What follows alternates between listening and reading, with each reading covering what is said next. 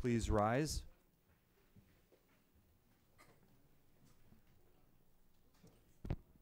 Thank you so much, Council, for having me here. It's an honor.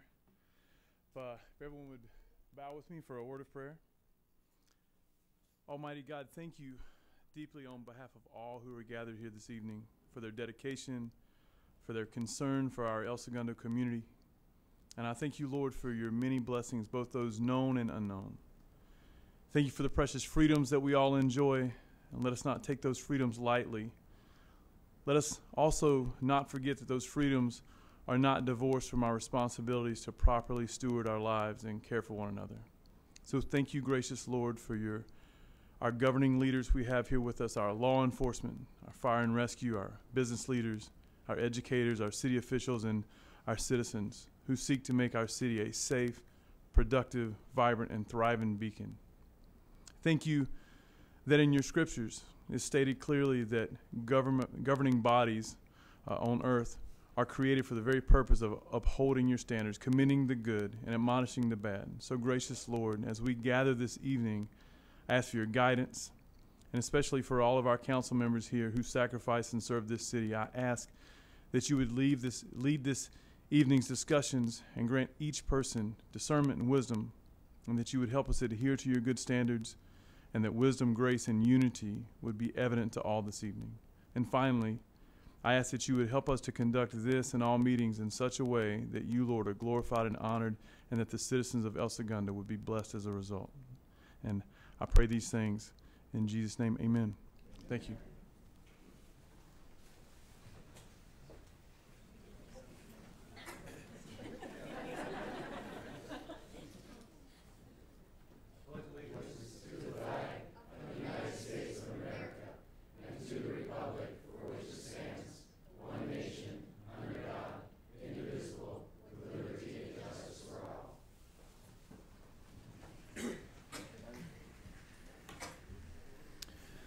All right, thank you, Pastor Robbins, and thank you, Councilman Pimentel. We have, we got several presentations this evening, and I would say we've got a really exciting one to start. It's great to see the chambers full of all these wonderful El Segundo volunteers, and the council was thankful that we were able to come out and talk with some of you. And I think we're going to do a presentation, right? And while Sean's coming up, I just want to say it was amazing getting I think I spent only about 40 minutes out there. And here's what I learned in a short period of time. I learned from Tracy Miller-Zarnicki that I learned about the school race for a school candidate. I learned about what the environmental committee is up to next. I heard from Sari Brand about all the great things that are going on at the library under Melissa's leadership. I talked to Sally Martin about the incredibly big ideas coming out of Arts and Culture Committee. Where's Conrad Hoffman? 16 seconds or less Rubik's Cube mastery right here. I learned that. And he led some kids in that endeavor for Camp Cowabunga over the summer. Thank you for your volunteers starting at a young age. They're also a Boy Scout. Great to see. And then RSVP. Thank you for all you're doing to keep our streets safe. And while there's been some inactivity lately, which is a good thing in El Segundo, they're interested in changing the name so it's no longer an R, right? Did I get this right? An R in the retired Service Volunteer Patrol. Is that right? So we got to come up with rebranding, right? So we get some younger folks that want to sign up for that as well. Anyway, I had a great time. Thank you so much for everything you're doing. Probably 100 people in the audience. That's a lot of collective hours of good that you all are doing and contributing to our great city. So thanks for all you're doing. Any thoughts from the council before Sean talks? No, we're good. Mr. Green, floor is yours. Good evening, Mayor, Mayor Pro Tem, and City Council members. Thank you for having me this evening. I'm honored to be here this evening to honor to recognize members of our community that can't be thanked enough for our volunteers. I found a quote that I thought was that fit for this occasion. There's no limit to the amount of good that you can do if you don't care who gets the credit. This is what being a volunteer truly means, and this is who we are here to honor tonight. Our volunteers are so selfless and never worry about the credit. This is our special opportunity to give them a little credit and recognize them for their incredible service to the city of El Segundo.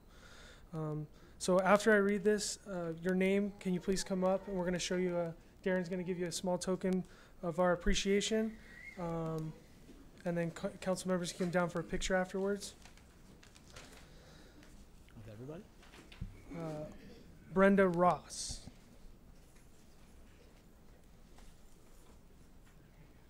Brian Pham. You want him to come up? Sean, are they going to stay up and then we'll do a photo with all of them, or? How do you guys want to? I think they usually do it by floor or by commission. Okay. We'll bring up you guys individually. Carol Cervantes. Carol Hahn.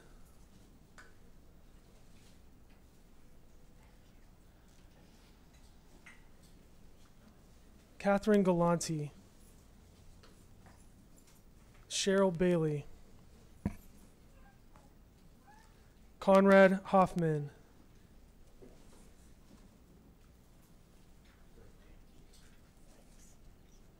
Corey Zupo. Dave Jonta. Diane Smith. Dick Wyckoff. Jackie Rosner. Joan Hobbs.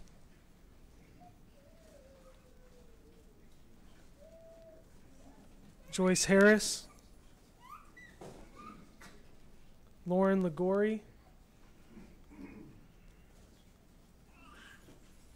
Linda Monroe.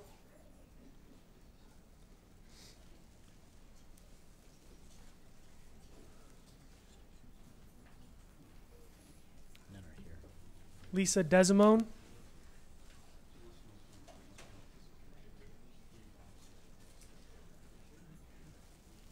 Lori Kaiser.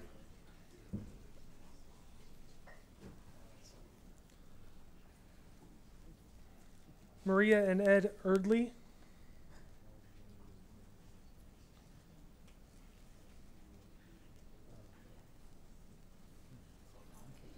Maurice O'Brien.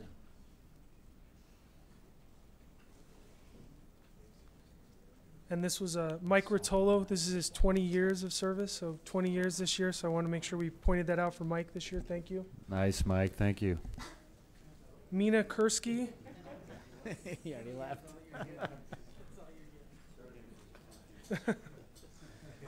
Nancy Jacobson. She already left too. Paula Rotola.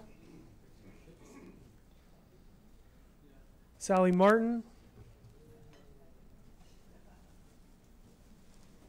Sari Brand.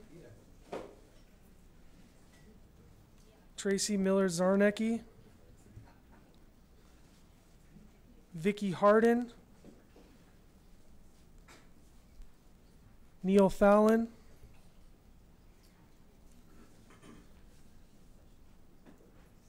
Mark and Marcia Marion. And then Angela Schoenbaum. Sean, just because we're not always perfect, you might want to ask if we Yeah. missed anybody. Did we? Come on up. Who are some of the other ones we missed? Did we miss anybody else? I already recognize anybody else out there. So we'll do it by group. So why don't we start with RSVP first?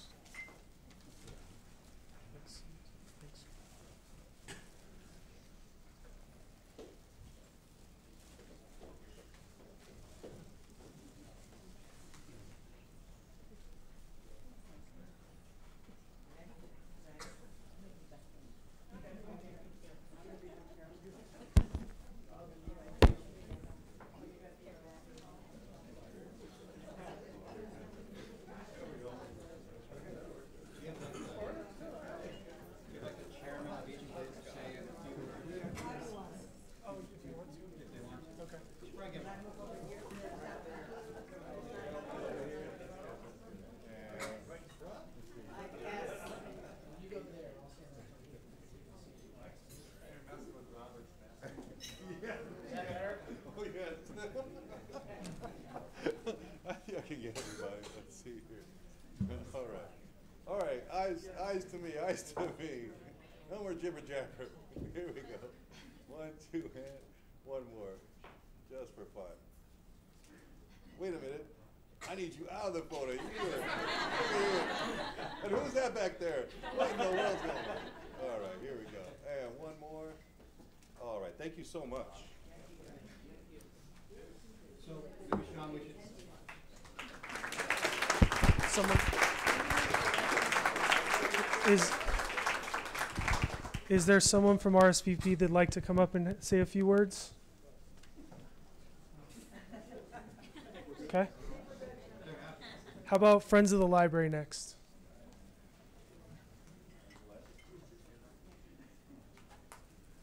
Let's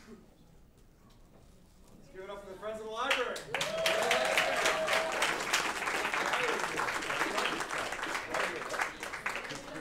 Oh, that's right.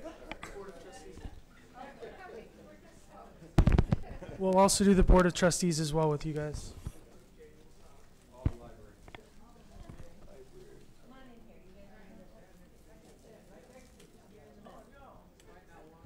Melissa, you want to be in the photo?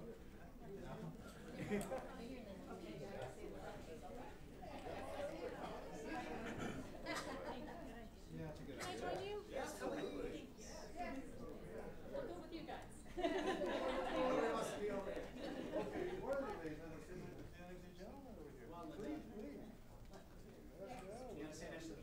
That's right. A couple of photos. All right, here we go, guys. 1, 2, and one more. Beautiful. Thank you so much.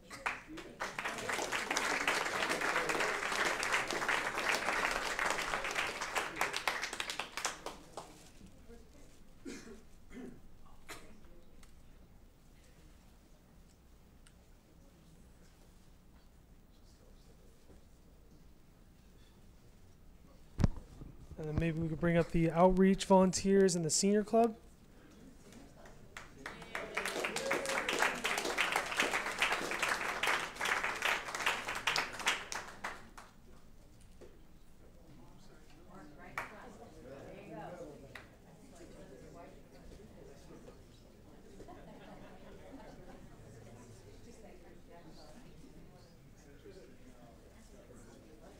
Okay.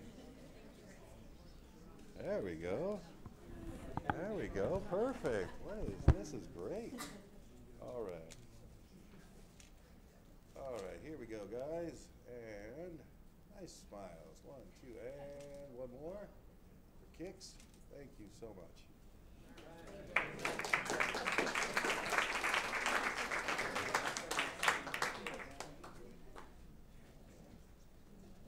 And then the next group will be our youth volunteers.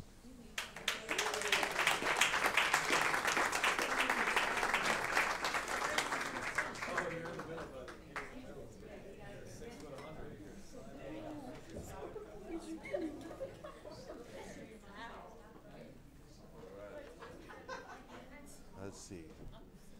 Okay, if I can have the young lady move back just a wee bit. Very good. Now where is Mr. Nickel going? All right. Right there, right there, right there, right there. That's good, that's good, that's good. Everybody's looking fantastic. All right, here we go, guys. A couple of photos here. And 1, 2, and one more. Nice, nice smiles. Thank you. All right.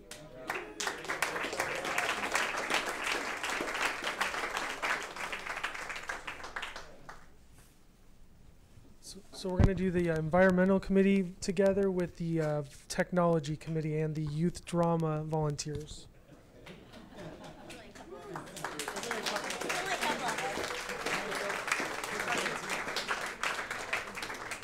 Maybe planning commission.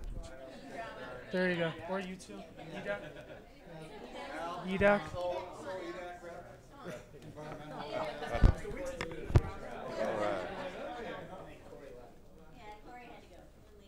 All right, guys, big smiles. Here we go. And one more. And one more in case we blinked. All right, thank you.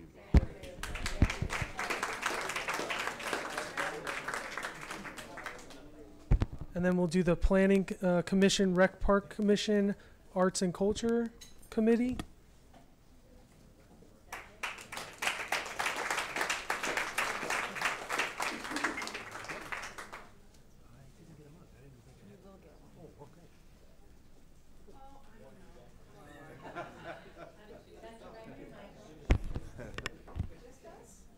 That's it. That's it.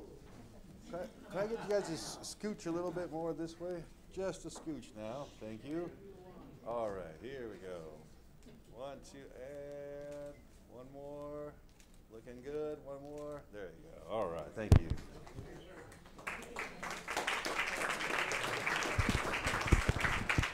And then we've got the Senior Housing Board and then Capital Improvement Program Advisory Committee.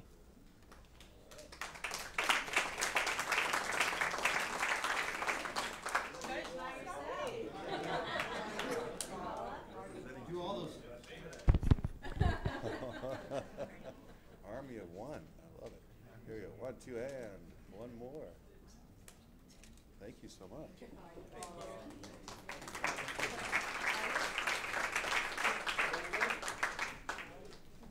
I see faces. No more volunteer. Anybody that hasn't. Sir. Yeah, that's important.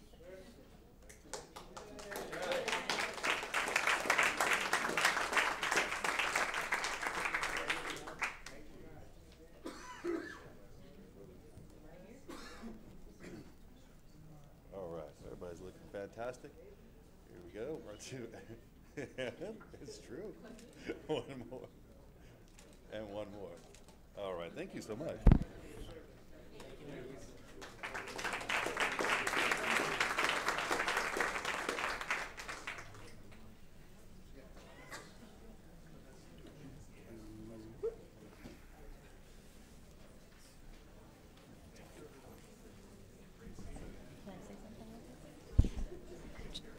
So once again, we want to thank everybody. And one comment I want to make is that as we came up for pictures, it was memorable that we all are neighbors and community members, and we all know each other. And that's why El Segundo is such an amazing town. So thank you for your service and making us a family, because without you, we wouldn't be the El Segundo we are today.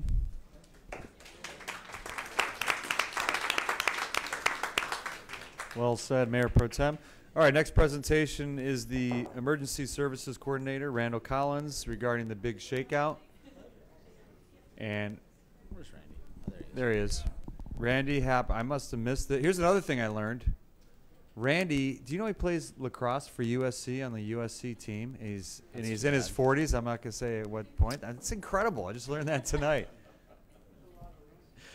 I think they get beat by UCLA every year.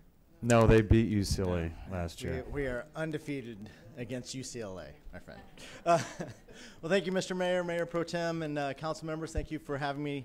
Today I'm just going to give a quick brief out on the upcoming drill, the Great Shakeout. And I'm sure it's not a strange drill to any of you, as they've been having this for many, many years now.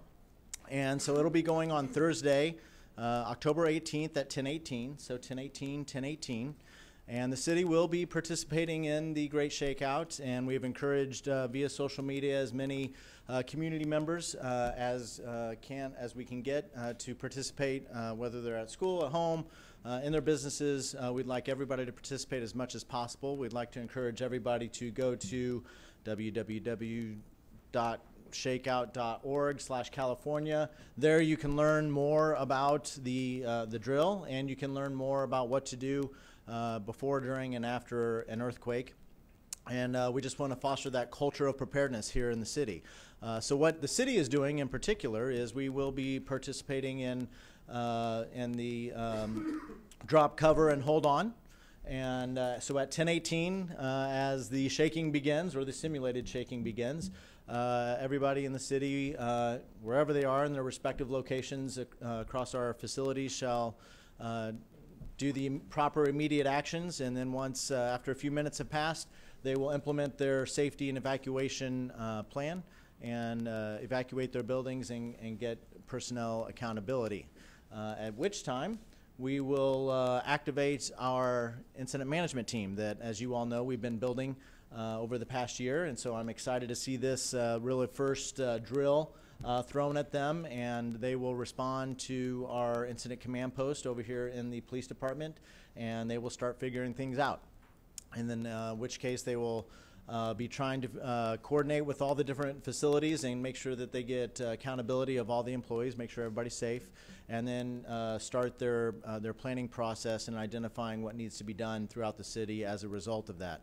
We're also interfacing with the Los Angeles Air Force Base, and the Air Force Base, the emergency manager there, Justin Dieldolf, and I have coordinated. They're going to want a response from the fire department, and assuming that the fire department is not otherwise engaged in real-world activities, they will dispatch some units over there to assist in the exercise that the Air Force Base is participating in as well.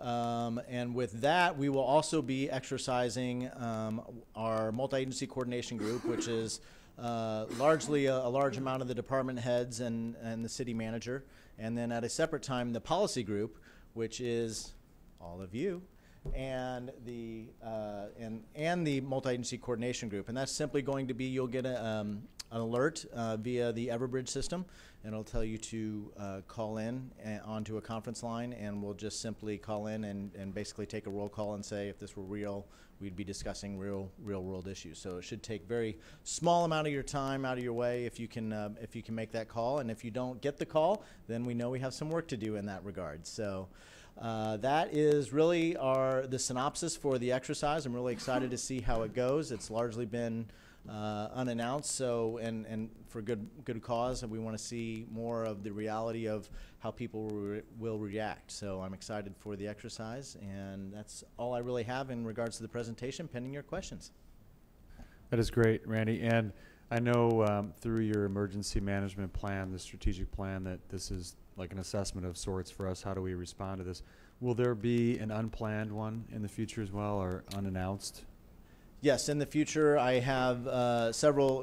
One thing we want to do is build muscle memory, and so as we go through continued training processes, because we don't have everybody quite trained, we have a good portion of them after a really strong training program here in the last 6 months.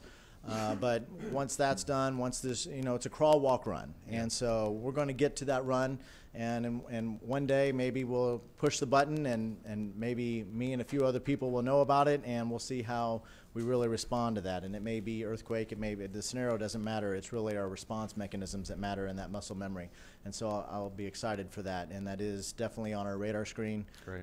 But nothing in the near future. Great, thank you. Any questions for Randy? All right, thank you very much. Look forward to hearing about the results. All right, Yeah. thank you. Thank you. Next up, we have a presentation from Barbara Voss, Deputy City Manager. Or I guess that's not official yet. Maybe tomorrow, depending on the consent agenda. For tonight, Economic Development Manager regarding 2 website launches. Barbara?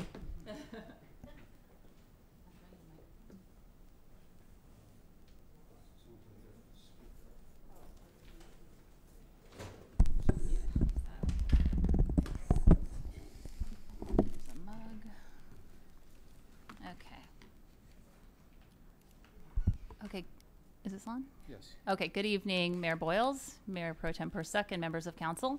I've been working with EDAC on several different initiatives, and one is the rebuild of the elsegundobusiness.com website.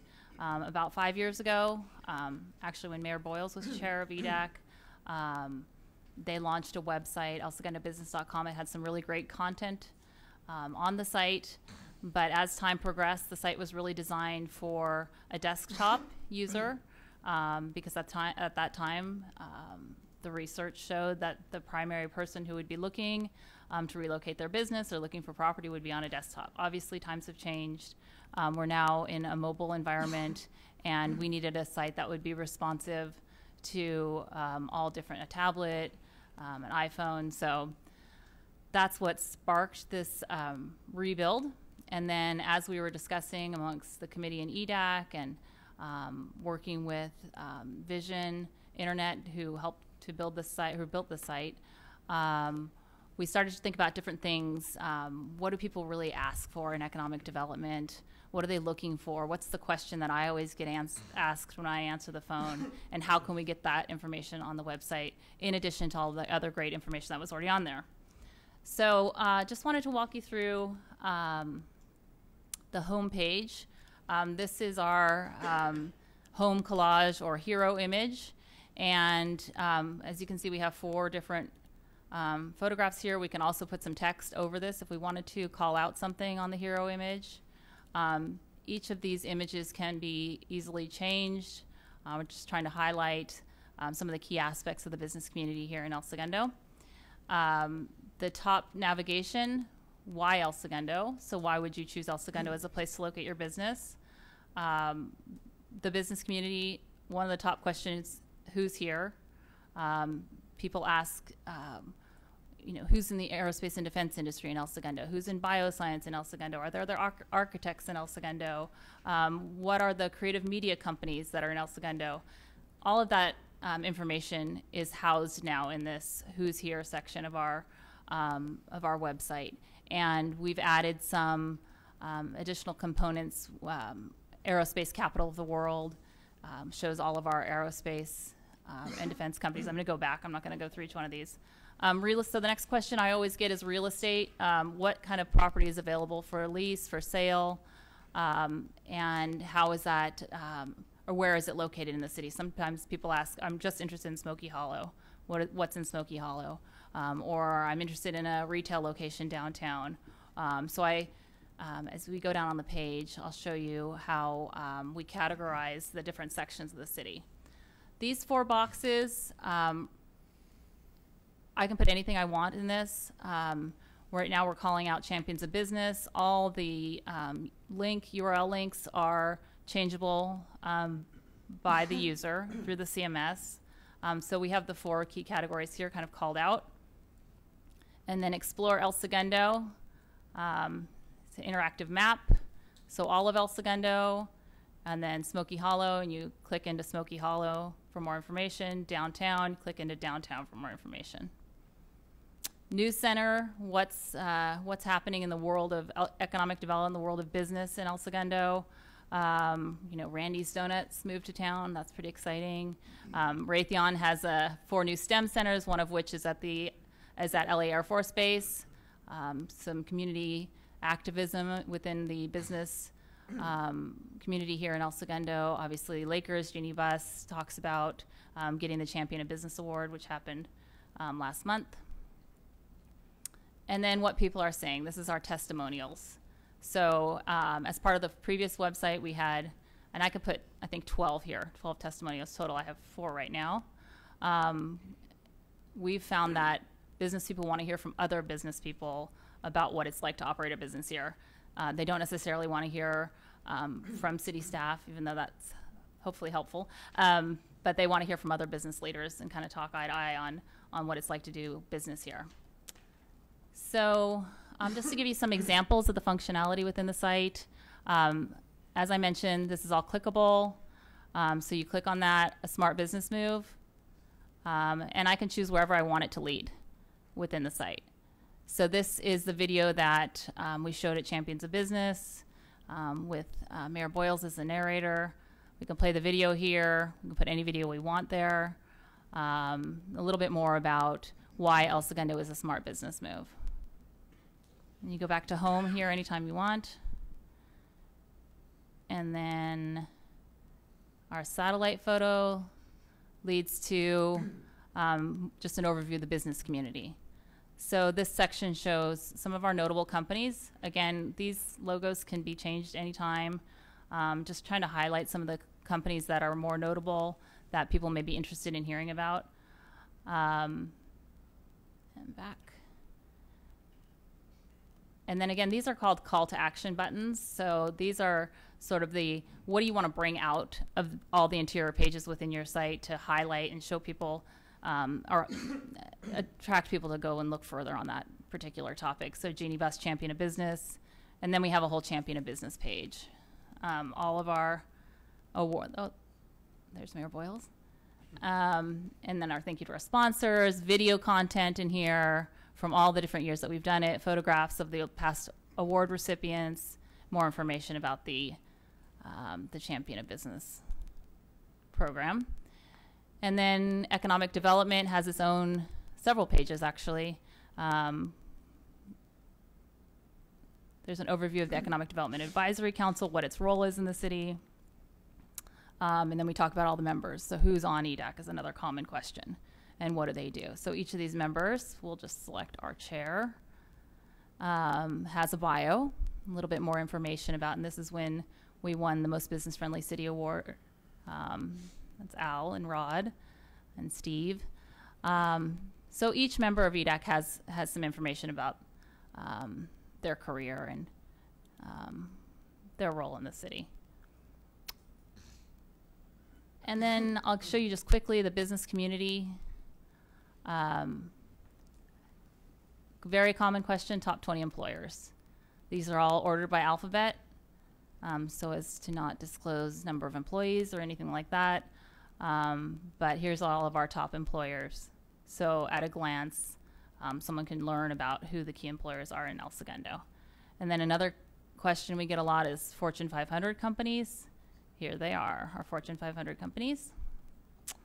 And then you can go to the, ooh, I need my glasses. Okay, business directory. And here's every business according to our business license database. That is in El Segundo. I've taken out some of the home occupancy and lessors of real estate and things like that. But this is the core of all of the businesses that are here. And then another thing that I like about this is that one of the objectives of the economic development program is industry diversification and looking at not being so dependent on a couple large industry groups, but to try to bring other businesses into the community. So obviously we have aerospace capital of the world, but you can go to the business directory and select any category that you like. And I use the North American industry classification codes, kind of in the, there's long, 6 to 8 digit codes. First 2 numbers are kind of the bigger categories, and then I got a little bit, I tried to lump them into bigger categories so we wouldn't have hundreds and hundreds of different industry classifications here. But bioscience, for example, if you query on bioscience, you get all the bioscience companies that are in El Segundo, and so on and so on. You can query on airlines, something that is of interest, what airlines are here. Okay, and then real estate, really the key about that is, and I have to give special thanks to Megan Covarrubias, the economic development intern, for gathering all of these available properties.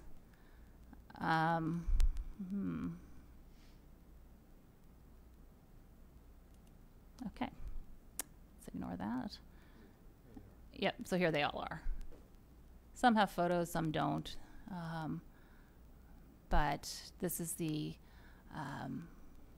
majority of all the available properties. And then you could take it down a step further and go Smoky Hollow available properties. And so there's only the properties that are available in, I don't know what this pop-up is, that are available in the Smoky Hollow area, so you can see there. And same for downtown. And then business advantages, we talk about our tax rates. We talk about expedited permitting that the Planning and Building Safety Department offers. We talk about world-class talent that, you know, we have so many PhD level, high-tech, well-trained employees here. And then, you know, demographic snapshot. So, and there's an e-business guide in here too. And then of course, contact us and schedule a tour, get more information, any other additional information you're looking for. Okay, so that is the economic development site. And then as part of our hospitality and tourism initiative, we talked about our Start Here campaign and looking to attract anything from day trippers to international travelers to in-state California travelers into El Segundo. So This one has the brand colors of our Start Here campaign. A little bit about Segundo.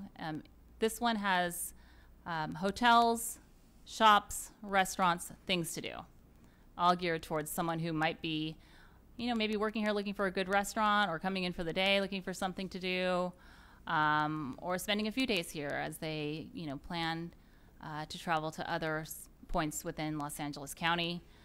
Here's all the hotels, shopping, restaurants depicted on a map. You click on any of these, you get a little bit more information. And then, you know, the address of where they're located. Day trips, again, all of this is editable by the user through the CMS. I can add 5 or 6 things. I could say, you know, the new stadium, that's just opened, you know, when that opens, or the Olympic venues. I could put whatever I want in here, and then the distance from that to kind of show that we are accessible to anywhere in LA County. And then these are, so, yeah, calendar, what's going on in town, Instagram feed, real-time Instagram, you know, whenever anyone posts on #Visit El Segundo, that'll show up there. And then any little call out from the news or recent stories, businesses opening, ribbon cuttings, anything else can be placed here. So I think I will leave the interior pages for you to explore, unless there's anything in particular you want me to show you, and open for questions. I just had a question about the calendaring. So are on the upcoming events, are you just putting city events, or are you doing outreach to other community partners to submit theirs? We're doing outreach to community partners primarily. City events would be only those events that we think, oh, if you're coming to travel or if you're on vacation, I might want to take if I'm here on Halloween, I might want to take my kids to the Halloween frolic.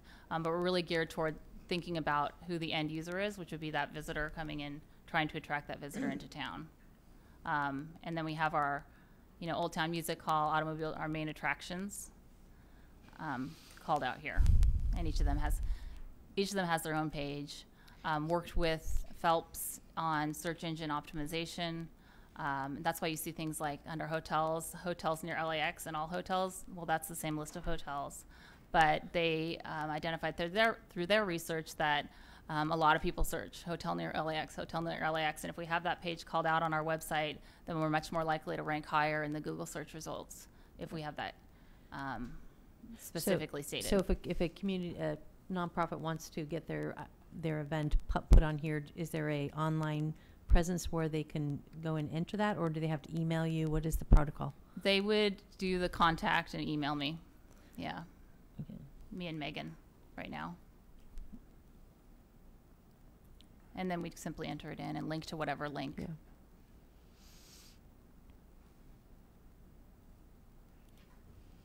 And then as far as the open real estate, are you linking to any type of real estate site that information's automatically updated, or is someone going to have to manually do that? So we link out. Every single listing is just minimal address, you know, a little description about it. You want me to show? Oh, sure, I'll show you. You can get a map or a summary and then a link to the broker. Yes. So we definitely don't want to be monitoring every broker's website. Right. Like for Pacific Corporate Towers, for example, we have that listed as Pacific Corporate Towers. There's all sorts of suites and buildings and levels and sizes available, but we're not going to try to manage all of that. Right. We're just going to go Pacific Corporate Towers, here's what it is, and here's the link to their site. Thank you.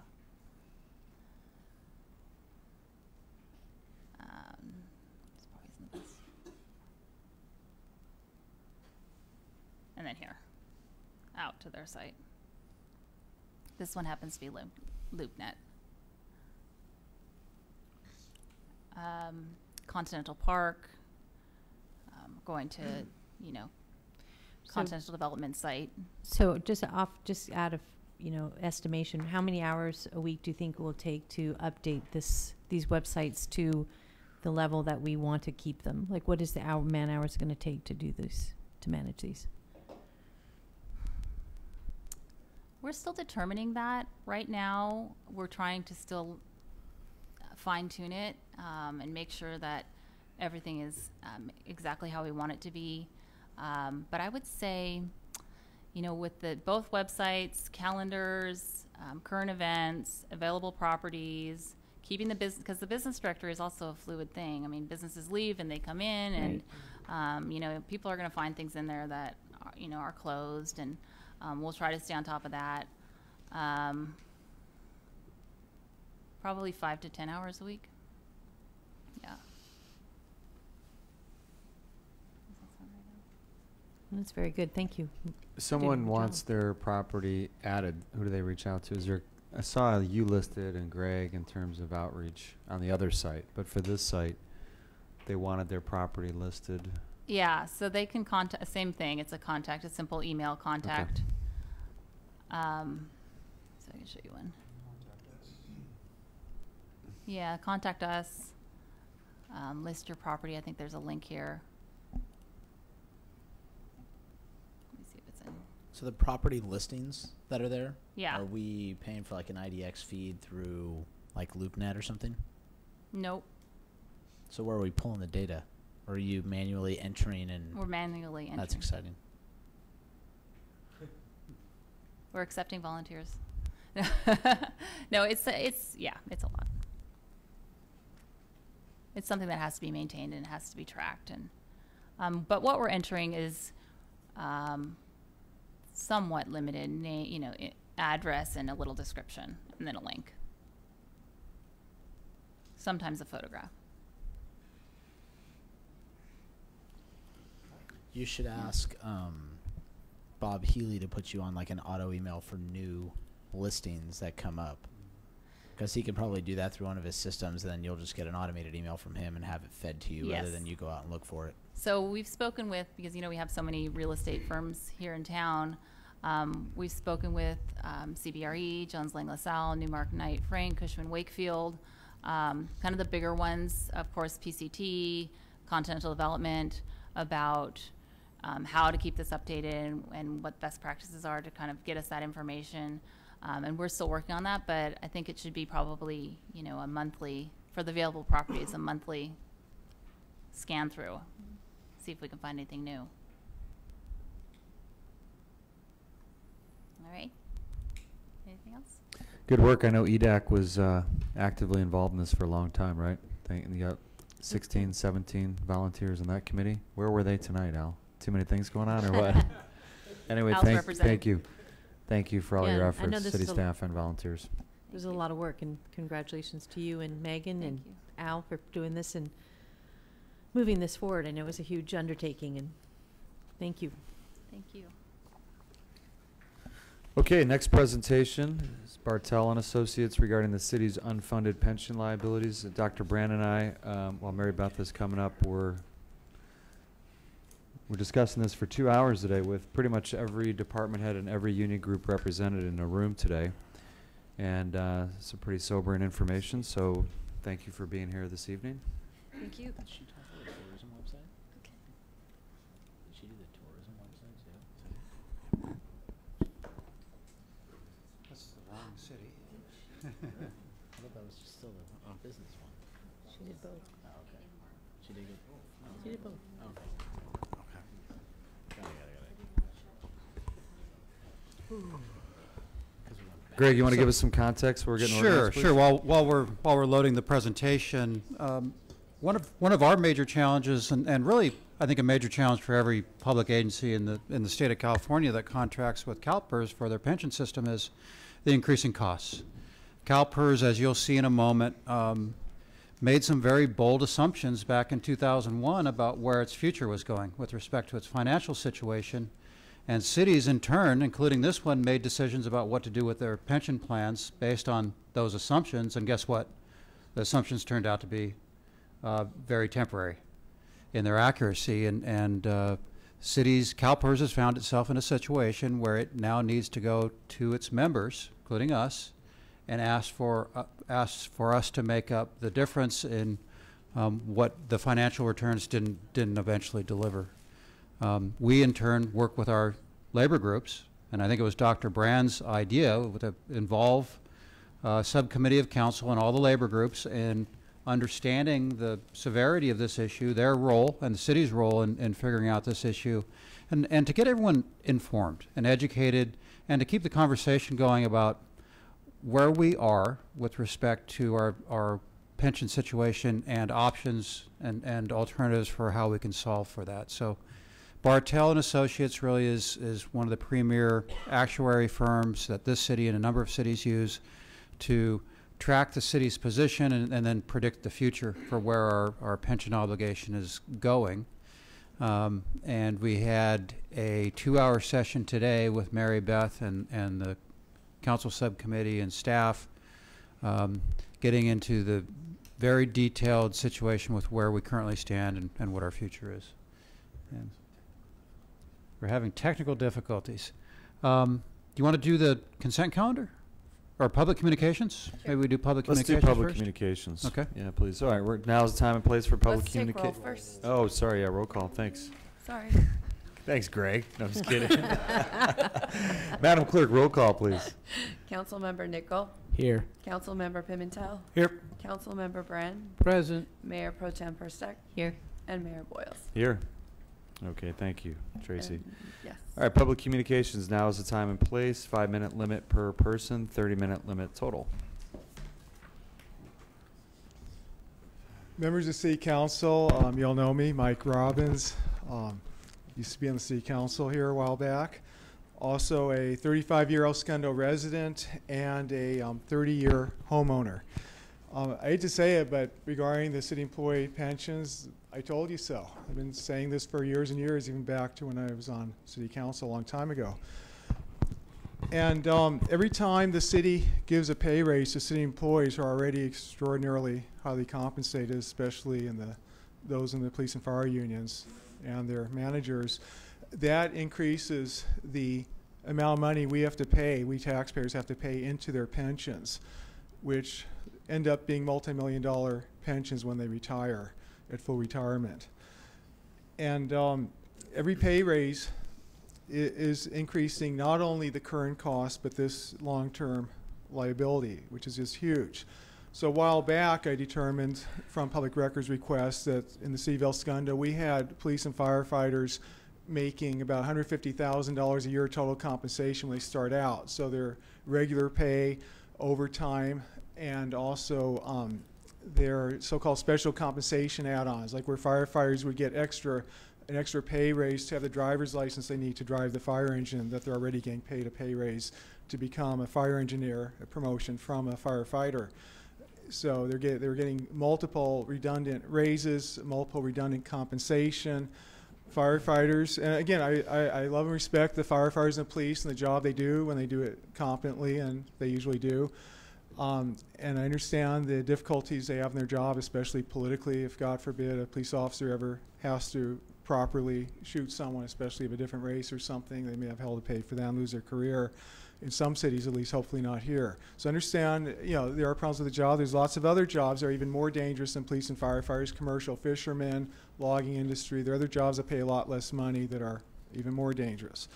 So now having that be said, we're paying a lot of extra money for the police and firefighter salaries and benefits and pensions, ranging from $150,000, well, it used to be, it's higher now, $150,000 to even $375,000 a year or more total compensation.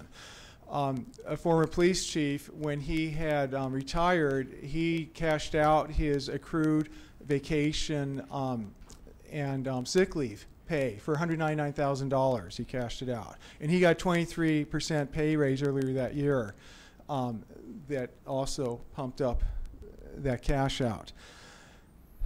This problem really has to be addressed. We have a inherent and unavoidable conflict of interest when the police and firefighter unions endorse candidates for city council, as they regularly do, because they're in effect trying to hire their own bosses, the people that will give them the biggest pay raises and pension increases, no matter how unaffordable and unsustainable, and then try to raise taxes and fees on businesses and residents. That's, in my opinion, and I believe I'm totally correct, is why the city, some of the council members up there in the dais have started action to try to charge a brand new redundant trash collection fee on homeowners in California, actually for, there'll be 1 to 4 units of residential property.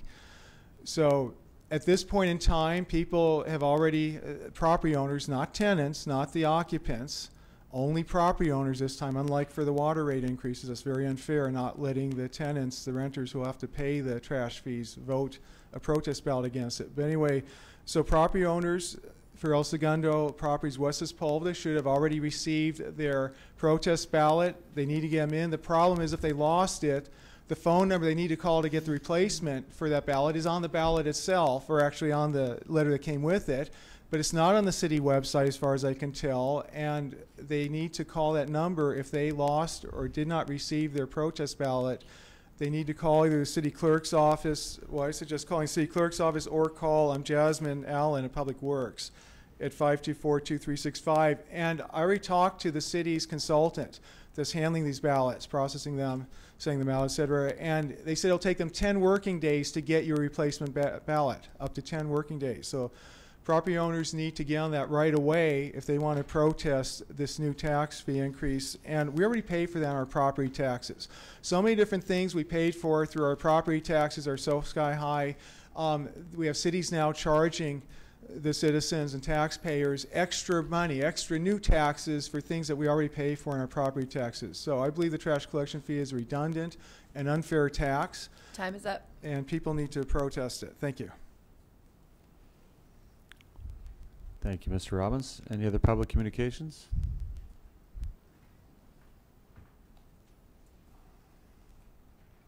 Good evening. I'm Melissa McCollum with the El Segundo Public Library, and I'd like to invite the City Council and the community to 2 upcoming events. Our annual author fair will be this Saturday, October 20th from 10 to 5. We'll have author panels and signings, a cooking demonstration, vintage book covers from the International Printing Museum, poetry, and music. And also special events for kids, including story times and crafts, a comic book class, character meet and greets, and costume making. So all are welcome for this free event, which is sponsored by our friends of the El Segundo Public Library. You're also invited to be a part of our first living library in partnership with ESMOA. Participants will have the opportunity to check out people instead of books for one-on-one 20-minute conversations. Examples of the living books available for checkout include a young widow, a Japanese American incarcerated during World War II, a drag queen, a refugee, and a police officer. We hope that the conversations will foster empathy, break down stereotypes, and inspire curiosity. Conversations will take place at ESMOA on Thursday, October 25th from 5 to 7:30 p.m. and at the El Segundo Public Library on Saturday, October 27th from 1 to 4. You can sign up online or just call the library or the museum to reserve your living book. And I did just want to say a special thank you to Julie Todd, who's the library lead for both events. Thanks. Would you mind?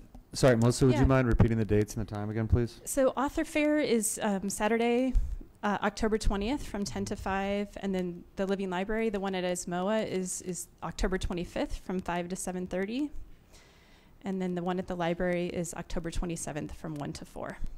Great, thank you. Thank you. Love it.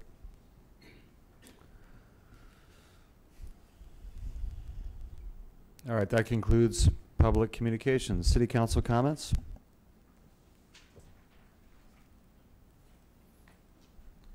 Seeing none, we'll move along. All right, item A, consideration of a motion to read all ordinances and resolutions on the agenda by title only. Oh, I'm so sorry. You're ready now. Okay, we're just gonna plow through. We didn't. We'll finish that motion. We're focused.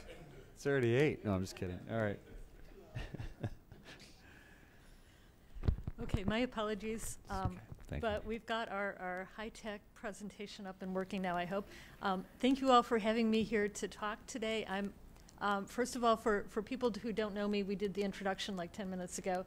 I work for a company called Bartel Associates. We are actuaries. We spend a lot of our business is explaining CalPERS to cities, but we do not work for CalPERS ourselves, so you can't throw anything at me. Okay. What I'm going to do as quickly as possible is go through how the city's pension plans got in the state they are, what we project for the near-term future in terms of contribution rates, and a little bit of options the city's already implemented to help mitigate that.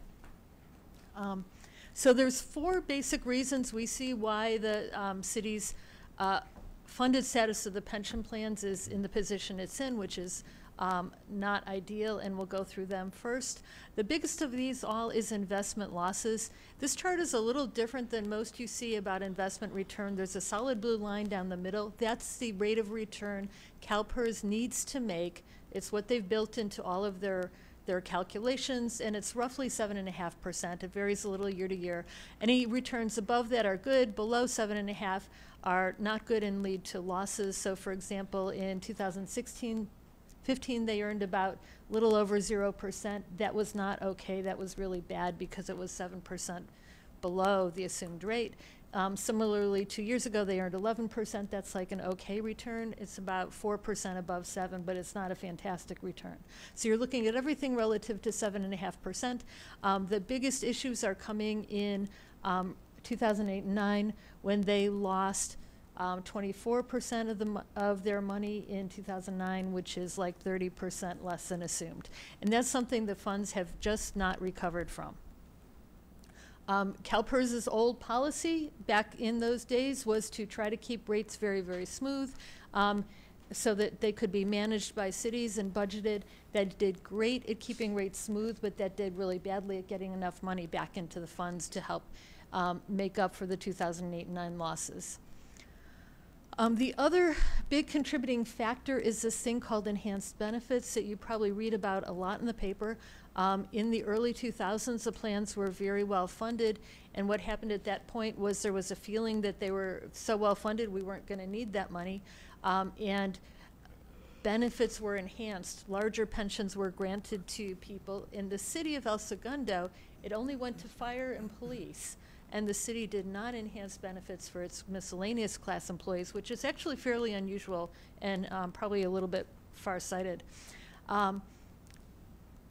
The city since then has put in a tier 2, which is a lower benefit formula for people who joined later. And then the PEPRA people, those hired since 2013, fall under the new state law that requires lower benefit formulas for newly hired governmental employees.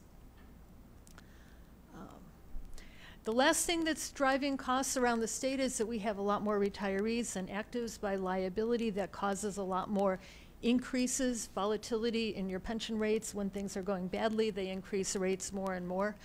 The city of El Segundo, mainly because your plan is older, has a lot more liability belonging to retirees than other comparable cities, and that helps drive your rates up. It's a good thing to have a lot of retirees. It's a good thing that they have a lot of assets. This is just sort of a byproduct of the age of the city's plan. So CalPERS has been taking action to try to improve the funded status of the plans. They have changed their contribution policy to make it not so smooth to try and get more money into the plans. They've done a better job with setting their actuarial assumptions, particularly that people are going to live longer and continue to live longer. So they have predictions for how long I'm going to live, but they would predict that my children will live longer than I will, and their children will live longer than they do. And we're not talking about tons, you know, we're not talking about living to 150, we're talking about living 1 or 2 years longer, which still is a very large impact on pension costs. The last thing that happened is they listened to their investment advisors and have lowered the assumed rate of return. They think that the current assets they have will only earn 7%, not 7.5%, so they have dropped their predictions in accordance with that. At the same time, they have a couple new policies that should also help fund the plans better. They have something called risk mitigation strategy, which says that as we have more and more assets and liabilities belonging to retirees, we can't afford the volatility in rate of return. We can't afford to have really good years and really bad years. We'd like to keep everything a little more smooth. That will help cities be able to budget and plan. But we can't make that change in our investments all at once. It will drive costs up. So they've got a plan to do this very, very slowly over about the next 20 years. And we think at the end of that time that they will be assuming investments earn about 6%. So much less return, but much more stable. The last thing they did was this February, they adopted a new amortization policy. So when they have gains and losses, they'll be funding them a lot more quickly. That will help the city spend less money on interest to pay these off, so it's a good thing, but it does drive up the near-term costs a lot more steeply. Okay. We'll look a little bit at the city's plans themselves. This is some demographic information about the city's miscellaneous group. So miscellaneous is everybody who's not police and fire. And we have some headcounts of the active employees. It's stayed very stable over the past 20 years or so. You've got, in 2017, 168 active employees. By comparison, if you look in the bottom box, we have 141 transferred people. These are people working for other cities now. This El Segundo still owes them a piece of their pension. 152 separated people, not working at all under CalPERS. The city owes them a piece of pension. And 343 retirees. So very much more retirees than active employees. And that is a serious driver of the increase in pension rates. The city has about half as many, the ratio of actives to retirees is about half, and when you look around the whole CalPERS system, it's 1.3. This is part of the reason the city's rates are so high, that you're funding a lot of retirees. This picture shows sort of graphically that relationship over time since 1997. The red bars are the number of active employees. They're kind of steady, dropped off a little bit over the past 10 years or so, while the number of retirees continues to grow. This trend will continue. The retiree population is not yet mature. It's going to grow and grow and grow, and we don't expect the city employees to grow. Talk a little bit about what happened to the city's unfunded liabilities from last year to this year. And I'll say, first of all, that this year, when I talk about this year and now in the CalPERS world, now is June 30th, 2017. Takes CalPERS a little over a year to do all their work and issue the reports. So the one that was just published recently was June 30th, 17. So that's the newest information we have. The city's unfunded liability for miscellaneous was $32.5 million last year, and it's slightly less than that this year in 2017. The two big things that happened between the years was, I had the pointer, I lost it. There was an asset gain of $2.8 million, meaning the assets, June 30th of 17, that year they earned 11%. So they earned close to $3 million more than expected. But at the same time, CalPERS was in the process of lowering its discount rate, and that increased liabilities $2.1 million more than expected. So it was almost a wash. Next year, we know a little bit about 2018.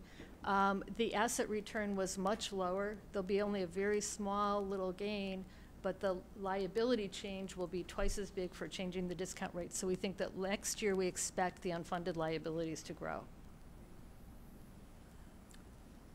This is a picture of the funded status of the CalPERS pension plan for miscellaneous employees back to 1996. A funded ratio of 100% means that the assets exactly equal the liabilities of the plan. In 1996, it was just a little over 100% funded. If you remember, the 1990s investment returns were great, and everyone could make a lot of money on invested assets. CalPERS did too. The plans were pushing 140% around 2000. At that point, the contributions were reduced. We had the dot-com bubble in 2002 and 3 that reduced the assets, so the plan became less funded. It started to recover. 2008 and 9 hit with massive asset losses, and the funded status of the plan has not recovered since then. It's running about 70% funded. Yes? So I have to stay closer? Okay, I'm sorry. That's better. I can hear it now. Sorry. Okay. This picture shows the city's contribution rates from 1999 through now. And the light green line that you can just sort of barely see, it's a little bit light, represents the cost of benefits that are earned every year by employees. And what I want you to see in that line is it's very stable. The benefits employees have been earning every year have been costing about the same amount of money year in and year out, about 8% of their pay. The dark green boxes is the city's total required contribution from CalPERS. In the years when the plans were overfunded, so 2000, 2001, 2003, there was no required contribution at all. And then when the city started having the CalPERS assets started having asset losses, the city's total contribution increased sharply, and particularly since 2008, 9, 10, just dramatically, it keeps increasing, increasing, increasing. So what this is telling us is that the high contribution rates we see now are driven mainly by the asset losses. It's not the cost of benefits that people are earning. That's been very stable. It's been the asset losses funding the plan and trying to make up for that. We have an analysis of why the contribution rates changed from year to year. So the rate is what the city is billed by CalPERS. For the current fiscal year, they're billing 23.2% of payroll, which means the city will pay $1 of payroll to a miscellaneous employee and send 23 cents to CalPERS. That rate for next year is going to be 26%, 27%. Why did it change? I put in the box a couple of the key factors. One is that payroll did not go up as much as CalPERS expects. They expect about a 3% increase overall. It went down, did not go up as much, which means that when you take the dollars that CalPERS is billing and divide them by a smaller payroll, the rate actually goes up. The dollars are the same, but as a percent of pay, it's higher. There's also a reduction because the city made extra payments in last year, so that brought the rate down. They fresh started, which is sort of like refinancing your mortgage. It increased the payments in the short term, but will save a lot of money in the long run. And so those things also had a very big impact on the rate. And that fresh start was an election that we made, right? Yes. Yes, we didn't have to take that option, but we chose to, knowing that it would save us. What was the number on the saved interest over time by that? Ballpark? It was about a little over $2 million. That's what I thought. Thank you. You're paying, the city decided to pay more up front and less out later, so there's a lot less interest charge on it. Okay. The next thing I'm going to show you are some projections of where the costs are going, and those are taking into account everything we know that's happening in CalPERS, including a lot of sensitivity of what could happen if investment returns are different than expected. This is a projection of the costs for 30 years. I'm going to take a couple minutes and explain this chart. The solid line down the middle is where the most likely rate for the city's contributions to be. So it starts, it doesn't want to stay on. I'm sorry. I can see the pointer for a minute and then it goes away. Okay, so on the left is 2018-19. The contribution rate in that year is about 23% of pay. Next year is 26% of pay. It levels out and it goes up and up and up, and you end up a little over 10 years out with the most likely contribution rate being 34% of pay. We do a lot of modeling about what the asset returns could be, and this is sort of the 50 percentile, so the most likely place the contribution rate will be. It will not follow that line directly. It'll go up and down and all around, but most likely it'll be on that rate, on that line. After about 20 years, the rate drops off very steeply. That's when the fresh start payment is done. After that, the rate most likely levels out at about 9% of pay after time. That is sort of a different world. The unfunded's been paid off. All of the classic employees are gone. The employees left working for the city are PEPRA employees who have lower benefits and are paying more of the costs themselves. And CalPERS has totally shifted their investments to less risky investments, probably earning less but having less chance of gains and losses. So that's a great place to be, but it takes a really long time to get there. 22 years. That's a very long time. The little numbers up on top and the little numbers down below the solid green line represent 25th and 75th percentiles. So if the asset returns are not exactly as expected, you'll get contributions higher or lower than you expect. 50% of the time, the contribution will be somewhere between those upper numbers and the lower numbers. Again, most likely right around the green line in the middle. But there is a 25% chance it could be above the top numbers and a 25% chance they'll be below the bottom numbers. So there is a lot of potential variability and some potential for very large contribution rates. Okay. So if we look a little more closely just at the next 10 years, this is the same graph. For the first 10 years, it's stretched out, so it doesn't look as steeply increasing, but it is the same numbers. We turned them into dollars. The green numbers are the 50th percentile, so most likely place for the rates to be. The contribution in dollars for this fiscal year, 18-19, is $3.2 million and $3.6 million next year. After 10 years, in the fiscal year 29-30, it'll be close to $6 million a year. Okay, so that's the expected contribution rate.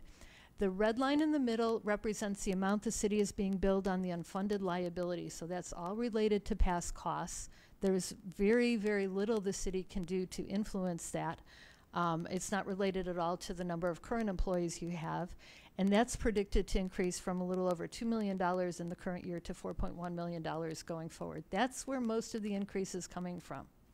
The bottom line is the cost of benefits people earn every year. That will go up a little bit with their payroll, but it's certainly nothing near paying off the unfunded cost.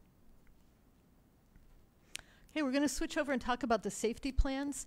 Safety plans are more expensive for a lot of reasons. The benefits formulas are better. The safety, fire, and police have enhanced formulas. It's also really important to keep in mind that they do not have Social Security. So this is their only retirement. Okay, there's not a Social Security backup base on top of the city's pension for fire and police. They have a better formula. They retire earlier, so you have less time to save up money for them, and they live as long as everybody else in retirement, so they get a lot more benefits over their lifetime. Okay. This number of active employees in fire and safety was dropped quite a bit in the sort of 2010 and later period, and there are now just under 100 active employees in fire and police. By contrast, we have 225 current retirees. So there's even a bigger ratio of retirees to actives than we saw in miscellaneous, and that is really a huge driver of the costs, just that there's that many retirees. They have a lot of assets, and they don't have any payroll.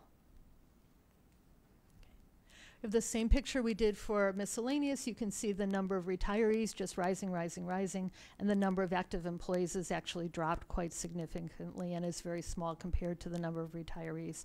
And we would expect, again, that this would continue to grow. If you look at the funded status of the plan,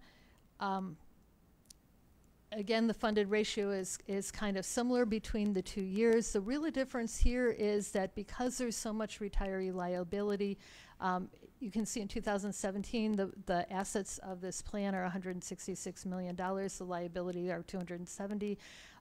But the assets of the plan are even less than just the amount we owe for the retirees. The retiree liability is $190 million, and the assets don't cover that because there are so many retirees compared to actives.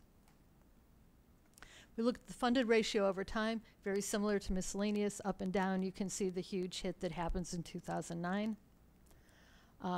The same picture of contribution rates over time. The bright green is the amount of benefits that people are earning every year. It's really, really stable. It's at about 17–18%, up a little bit in the past year, but not much. It's that in and of itself is manageable. The total contribution is being driven by the asset losses and needing to make up for those, and that's what's driving the city's contribution up so high. When we look at a comparison of the contribution rate from year to year, so again, this is the amount CalPERS is billing divided by payroll. Remembering we have a lot of retirees out there who are adding costs. They don't have payroll, so that helps make the rate go up. The rate for the current fiscal year 18-19 is 62.5% of pay, and for 19-20 it's 72% of pay. 72% of pay means $1 of payroll, 72 cents to CalPERS. Okay. The two biggest things changing the contribution rate, where payroll being less than expected, less than the 3% increase CalPERS predicts, that means they're billing you the same dollars, it's divided by a smaller payroll, so the rate goes up. The rate went up 3.5% of pay because payroll was down. And then the city's prepayment of money to CalPERS did reduce the rate a little bit. All the rest of the changes listed are scheduled changes happening because of CalPERS changes in the past that are being phased in over time. Okay. We have the same projections we saw for miscellaneous. They really work the same. The green line is the 50th percentile, the most expected rate. I'm only going to show you the 20-year one. And then we have the 25th and the 75th and 25th percentile. The difference here is the rates are really big. So right now you're paying 62% of pay. Next year, 71% of pay. The most likely place for the rates to be in 10 years is 99.5% of pay. So just about for every dollar in payroll for police and fire, you'll owe $1 to CalPERS. 25% chance that number will be over 125%. Yeah. Remember, okay, it's a lot. It's a lot. Okay. The sky is falling. Here's the 30-year projection. And the good news is that it does come down eventually. Okay, so we're paying off the unfunded liability. Good news is some of us will still be on council by year when it 20, 40, 41. Scott, you still. No. I mean, if we had done this talk 5 years ago, I wouldn't have shown you those rates coming down. They would have just stayed up.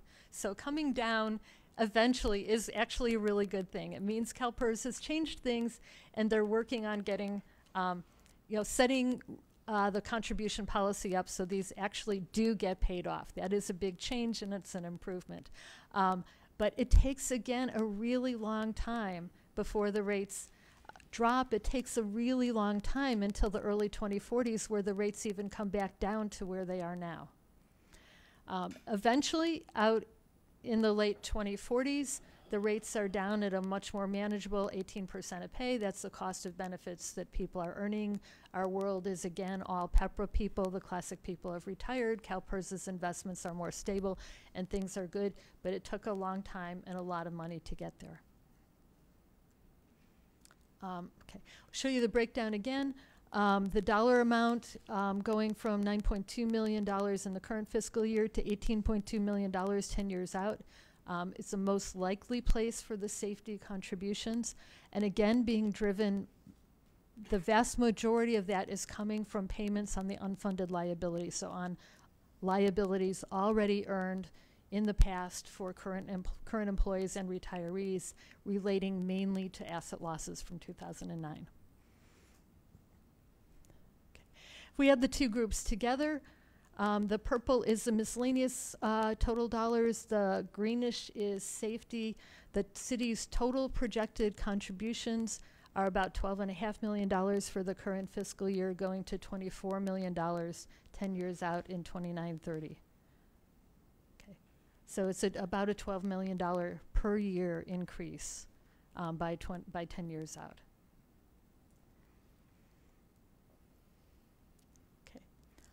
Summary of the total liabilities. The unfunded liabilities for the two plans together right now is $136 million. So the way to think about that is if you could pay off $136 million, the unfunded liability would be gone. You would still need to pay the cost of benefits that are accruing every year. Okay, so you're not done if you had 136. It just gets you caught up to date.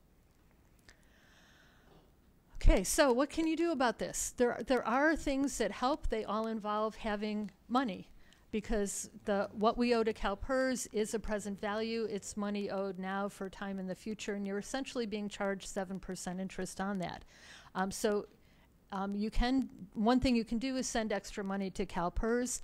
We think that's probably the place with the best long-term investment return. The city has been sending extra payments into CalPERS. They've used both of the two options available. But what happens is when you send the money in now, you're paying off, it's sort of like paying off your mortgage early. You save the interest payments. and for what the city did in 2018 and 19.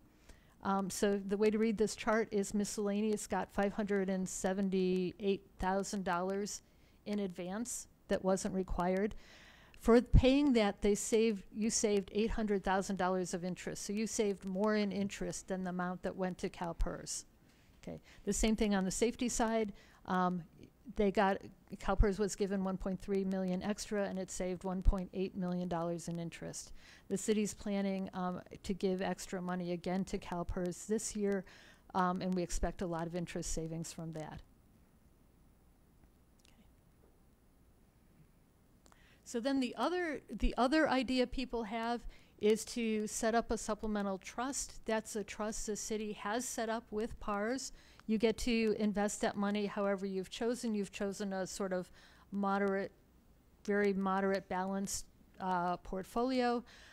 That money is set aside. It can only be used to pay CalPERS or to reimburse yourself for money that went to CalPERS. But you have a lot of control over what you do with that money. And the plan right now is to use it to mitigate future contribution rates. And what I mean by that is the money is intended to move into the trust, to sit there, to grow with interest, and then at the point where the contribution rates get the highest, use that to pay some of the contribution rates. So this is just a picture of the amount of money we expect to go in over the next few years, totaling about $4.5 million. Again, there will be a big interest savings by paying the money sooner. And this is what the intention is to do with it. I think it doesn't show that well. You can see the green line, which is the same one we saw before for miscellaneous, of the contribution rate going up and then dropping. And what will happen is we'll save up money in the trust, and instead of paying the full peak of the mountain, the highest rates, we'll be able to pay a lower amount, which is that orange line. So it will lower the city's rates when they're the highest and help make it much easier to budget for that. So that's, the city's really planning to do the two things that are available, both prepaying money to CalPERS and then setting up your own trust that's a lot more flexible to let the money be applied when it's most needed. That's the end of my presentation. Oop, no, it's not. I'm sorry. I was asked to talk about healthcare.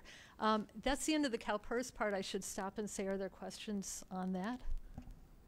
Just because it's come up before, I can't remember if it was this council or last council. I don't know if it was me or Don, probably me, but just question of if we were to buy out our CalPERS total obligation, what would it cost the city? Okay. So if you want to leave CalPERS or stop having your employees earn benefits under CalPERS, that counts as leaving. CalPERS is very, very conservative in what they charge you. They want to charge you enough money that there is no chance they're ever going to need more from you.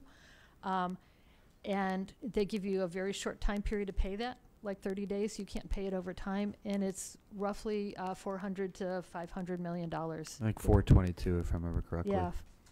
422 to 499. 420. Oh, there's a range there. Yeah. Yeah, They give an example. Cautiously optimistic. Yeah. So instead of the, let's go back. Instead of the $136 million you owe while the plan's ongoing, you would owe somewhere between $422 and $500 million if you wanted to get out of CalPERS. Thank you. The other thing I'd like to highlight, I mean, you work with many different cities and governmental agencies. So I just want to give accolades to Joe and his group for everything that we've done, because I know that we are more aggressive and creative than other governmental agencies in terms of getting a handle on this and addressing it. And I also want to point out that this is the first council that I'm aware of, the last 2 years are the first time the city's ever done anything like we've done, which is set aside money towards pension obligations, specifically negative amortization line items, pension trust fund to get ahead of this thing. So I think Don and I and all of us heard the voters loud and clear when we campaigned, Carol as well, that they're very concerned about this topic and that we need to do something differently. So while some might say, I told you so in the past, we are doing something about it now, and it is a very real concern.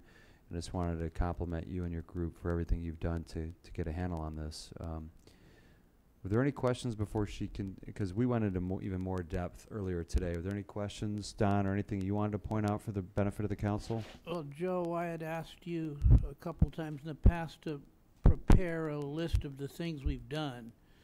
cumulatively to address this and not kick the can down the road anymore, and I believe you did that. Could you reissue that as a reminder to us, as we're starting to add up and put a dent in this? There's much more to do, of course, as we just heard, but this council, like the mayor just said, has taken action on this and wants to leave a different kind of a legacy to the future than the one that was left to us. So I'd just like to get that back. Yeah, absolutely. I can do a brief presentation maybe at the next council meeting. So on this slide here, I just want to point out on the prepayments that we've made between fiscal year 17-18 and in the 18-19 budget. Just in interest payments alone is $3.6 million, plus the refreshes was about $2.1 million. So, you know, well over $5.5 million that we've saved so far just in the 2 years alone that we've been proactive on this.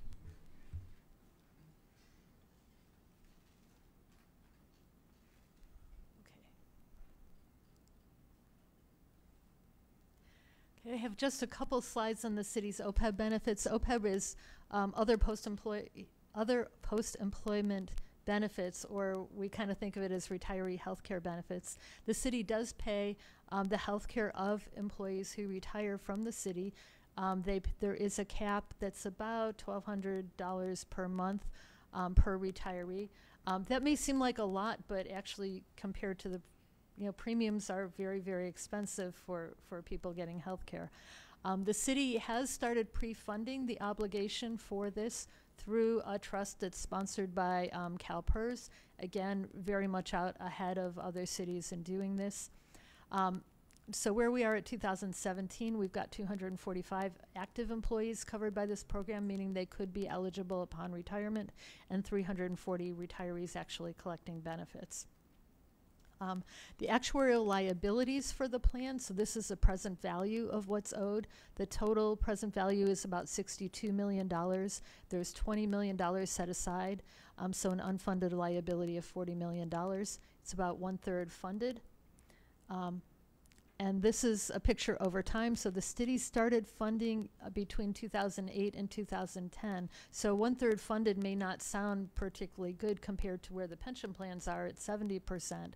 But this has been in the space of, well under 10 years. So it's quite an improvement in the funded status. And I think if you talk to people around the state, they would, particularly around the country, they're very surprised that anybody is funding. I think California is a leader in that. And we do have, cities that are pre-funding and pre-funding very aggressively and showing results. I know there are guidelines for CalPERS in terms of targets they'd like governmental agencies to be at, funding targets. Is there one for OPEB? I think that the OPEB plans tend to aim a little bit lower than 100%, probably closer to 80% or 75%, just because the benefits are a lot less certain. A lot of things can happen. We're promising to pay healthcare premiums. They could suddenly start going down.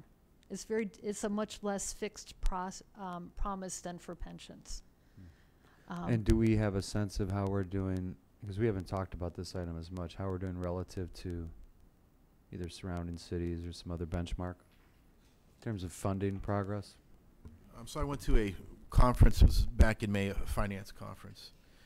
I believe the presenter there said about 50% of cities statewide, just in California, are 25% funded or less. So we're definitely above that average.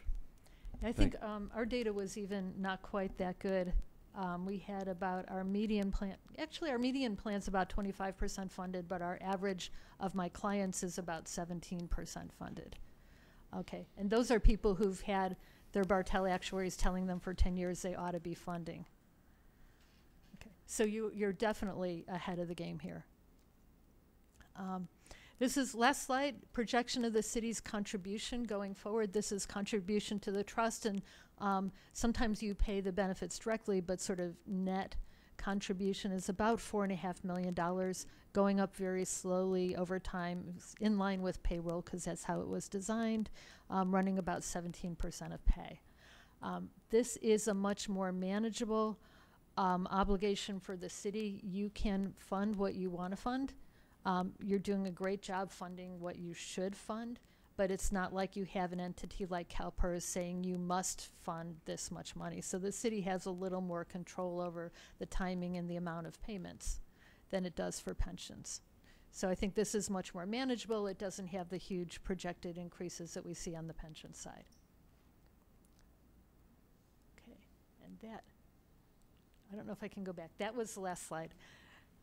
That's 17%. I mean, for the other, for CalPERS, you went out, but it won't change much over the past 10 years, probably. This one will run at about 17%, I think, until we've got about 20 more years left. So in the early 2040s, it drops to about 6% of pay. And that's the same for safety and miscellaneous one? Yeah, one they category? both have the same benefits, so we fund them together. So with safety, we could be at 116% of payroll, roughly, Yes. by 2039? Between the two, yes. Okay. That was great. Do we have questions? No? Do we need a break after that? No, we'll go. I think we'll press on. Thank you very much. I Oh, did Carol, have one yeah. question. So, you know, we have been trying to put some money aside and pay down some of that negative amortization loans, but or debt. What is there a sweet spot where we should we be actually putting more into that? Like, what is? So I have to say that I can't give you investment advice. I'm not an investment person. And nothing is guaranteed with investments. Okay, so we're talking about investing money. There's always a risk. But if you just sort of generally thinking about it, CalPERS is expecting to earn 7% on the money. The city can't invest in the kind of things that pay 7%. You're restricted in how you can invest the money. So if you have money that you're not doing anything else with, and you give it to CalPERS, that will earn more and it will save you money. But the hard decision is, how much money do we have that we're not doing anything else with? Right. And we should really maybe think about our reserve. Yeah, I know we made some hard decisions just finalizing this last budget. We deferred on a lot of capital improvement projects. We set aside some money, if I remember, it was $3 million roughly for capital improvement projects. But and I should say, we also set aside a lot of money for this. What were the numbers we set aside in this last budget for the million prepay and the pension trust fund? $1.5 million. $1.5 million for the prepay to CalPERS and $1 million for the pension trust. Right. Thank you. But we should really take a hard look at that reserve number, and maybe if we put it into shift it over into the trust. I think we decided we'd look at that once we got the latest, most recent CalPERS report back, right? Didn't we talk about that? Right, and we typically revisit that during every budget process and also during mid-year, as far as the policy on what reserve level is appropriate.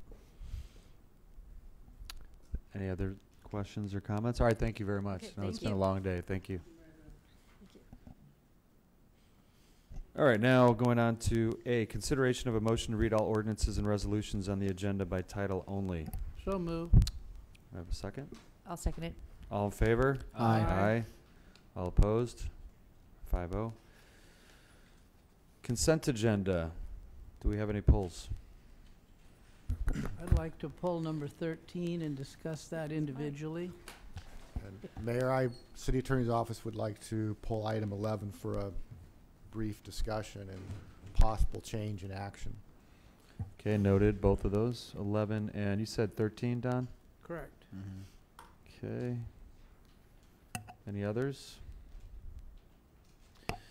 Okay, do I have a motion to approve items 2, 3, 4, 5, 6, 7, 8, 9, 10, and 12? So moved. I'll second it. All in favor? Aye. Aye. Any opposed? Okay, 5-0. All right, item 11. That's you, Mark. Yes, Mayor and Council, this is a joint powers authority that's being proposed to be set up for the fire departments in the region for purposes of providing training for the personnel and whatnot. And the issue that I spoke to the chief about was that it calls for the members to be individually liable, if you will, and to defend and indemnify one another against their potential bad acts, if you will, negligence, normal tort type things. And what I suggested was that rather than approach it from this perspective, was try to get insurance for the authority, because in the long run, it's been my experience that it's more efficient to insure it directly rather than having the members who have their some of the members are in the same insurance pool, but they're in different insurance pools, and you end up with finger pointing and energy being used on trying to figure out who's responsible for some liability when you have so many member agencies, as opposed to just buying insurance for the entity itself. The Joint Powers Authority will be a separate legal entity, and so my recommendation is that you allow staff to try to get the other cities to do the same, to buy into that concept. And if they do, great. If they don't, then we proceed the way it is. But at least like that authority to try to get insurance for the JPA independent, so that it can just cover its own losses. And if the other cities don't agree? Then we proceed. So we're making a best effort. Is there a timeline that you're anticipating? I would say we try to accomplish this. I know the chief's trying to bring this home quickly, so I would hope we could accomplish this in the next 30, 60 days. And there are other models out there with the safety. The police in particular have a number of JPAs, and they carry insurance, so this should not be, I don't think it's an insurmountable issue. And I think it's doable. It's a matter of getting people focused in the next few weeks. And again, if the agencies don't want to buy into that concept, I think the overall good of the authority is more important. Okay. Chief, do you have anything to add, or you don't have to? It's up to you, if you'd like. Just a quick underscoring what this is. This is really important in that this is related to focused energy of training in the region. We have 30 fire departments. These fire departments form what's called the Los Angeles Area Fire Chiefs Association, or LAFCA. We've been extremely successful in the grant world, getting Homeland Security grant monies to fund training. And El Segundo firefighters have been direct recipients of hundreds of thousands of dollars worth of training, which has benefited our department and deployment, our deployments. What we're finding is grant monies are drying up, and so we have to come up with alternative solutions in which to support training, and the JPA is the model moving forward. So there is risk associated with this, certainly with any JPA formed, but quite frankly, the risk is doing the training that we're doing today. And so I did talk with the attorney today. I understand the concern with the indemnification and liability. Each department is standing up in the next several weeks to a month or so. They'll be adopting the JPA independently. We'll have a meeting. We'll bring all the members that have joined the JPA together, and we can certainly have that conversation. And if there's a will of the group to go to a separate indemnification insurance policy, we can do that. Okay. Thank you very much, Chief. Appreciate that. All right, Dr. Brand, item 13. We need to vote on that. I don't think we need to vote. We're just deferring it, right? Or are we pulling it? No, it's actually for a vote. Oh, I'm sorry. Thanks, Carol. Okay, so who you want to read that since you pulled it? Sure. Well, it's consideration and possible action to approve the Joint Powers Agreement for the Los Angeles Regional Training Group, adopting resolution supporting the El Segundo Fire Department's membership within the RTG Authority, and the authorizing city manager to execute the Joint Powers Authority. And so again, could we include a caveat there that it's with this indemnification? Well, the recommendation from my office is that we attempt to get the authority to get its own insurance, so that it's going to be responsible for the actions of the members. But that if we can't, that it move forward in any event, given I guess the greater good of what's trying to be accomplished. I don't know why there would be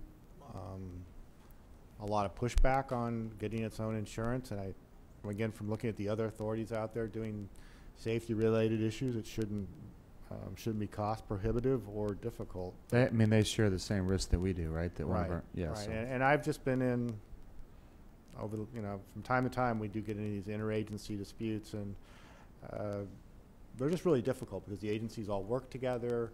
Last thing you really want is everyone pointing the finger at one another if some liability arises, and I've been through a number of these, and a lot of attorney time involved, just a lot of negative time as opposed to just having its own insurance. I would be more comfortable moving that we approve it, assuming that it does have that, or with the caveat that it does have the insurance, and then if that isn't achieved, then we come back and talk about it at the dais. These incidents you're referring to that have happened in the past, can you give us a sense of the gravity of those claims?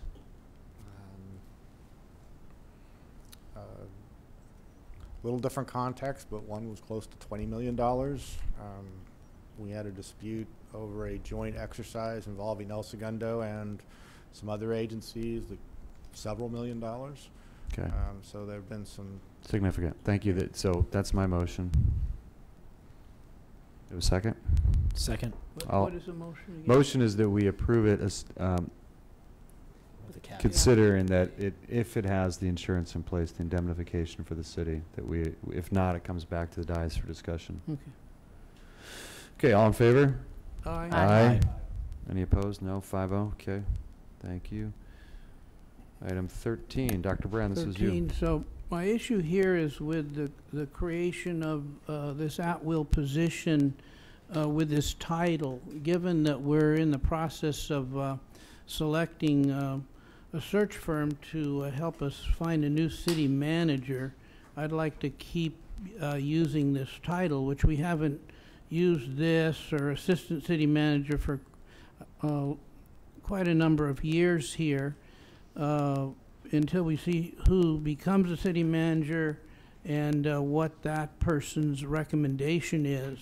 I don't have any problem with the salary range or the other aspects of this. The work being done is excellent, as we've seen every meeting after meeting, but I'd rather not get into this title at this time. Thank you, Dr. Brand. Council comments? I think nomenclature-wise, the difference between an assistant and a deputy, just a deputy has a confined and specified focus and task, correct? It's more common for an assistant city manager to be the second in command of the city and to earn a higher salary than the department heads and to have department heads answering to that person in the chain of command. Whereas a deputy city manager is usually assigned to specific functions under the city manager's office. So it could be a little confusing, I think, if we use the, and Dr. Brand, I didn't understand you. If we don't use this title, what would your recommendation be? That it be assistant city manager? No, it wasn't that. I think we should stay away from both of those titles until we get the new city manager and then bring it up and discuss it. Oh, I see. You know, the work's certainly there. It's being done, needs to be done, and the salaries, whatever's fair, I'm good with that. Since I returned to the council here, we've had a number of discussions of management, leadership of the city, and we've always said that we didn't think going to an assistant city manager, and this title here is pretty recent, was what we should be doing, and now we're looking for a new city manager. That person might want to bring somebody with him or her from where they come from. It just seems like it's closing off our option at the wrong time. Any other comments?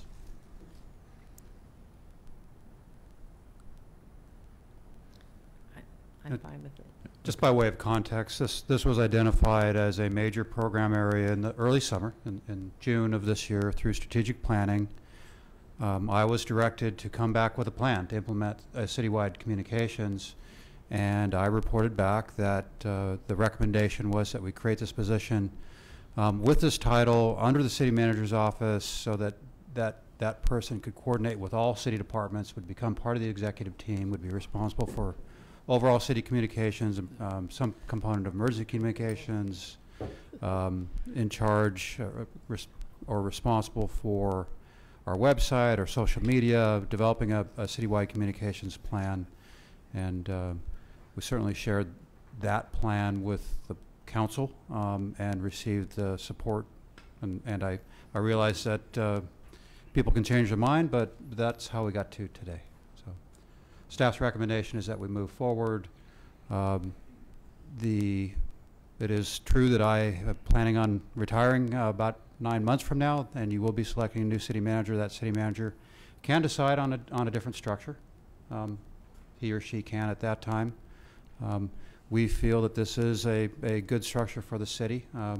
We have not recommended in the past that we bring on an assistant city manager just because of our financial situation. Okay. I will move approval of item 13. I'll second it. All in favor? Aye. Aye. Aye. Any Aye. opposed? No. Okay. 4-1. Thank you. I think Dr. Brand's point is well taken, though, as we move forward in the search, is that we need to be crystal clear that we are not that we are not confusing any candidates by saying, look, we have a deputy who is in charge of this function, but this is not an assistant who is someone who is going to be, you know, adding an executive function underneath them. I think that is something that we should be very mindful of.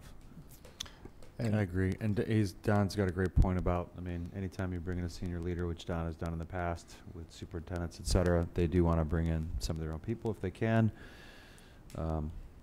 So 9 months from now, who knows what's going to happen 9 months from now? Mayor, just briefly. We know we're going to have a major unfunded liability issue in 9 months. That's what we do know.